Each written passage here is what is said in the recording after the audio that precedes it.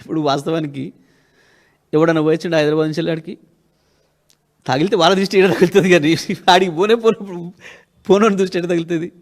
ఏం తెలియదు అది.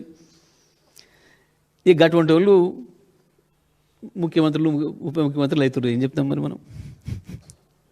మాట్లాడేటప్పుడు ఓ నాలుక కంట్రోల్ లేకుండా, బుర్రకు పని పెట్టకుండా.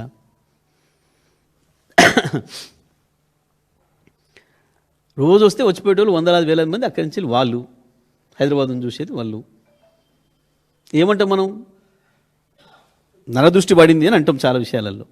చూసి వస్తానికి బాగా ఎక్కువ మంది చూసిపోతే ఓ చేనెమ్మడి పోతుంటే బాగుంది ఈ చేను అని చెప్పి అంటారని చెప్పి పాపం దిష్టి బొమ్మలు కట్టుకుంటారు. మరి కట్టుకుంటామే, ఆయన దిష్టి బొమ్మ వద్దన్నాడు, మనం ఆపినామా? పిచ్చి మాటలు, తెలివి తక్కువ మాటలు, మైండ్లెస్.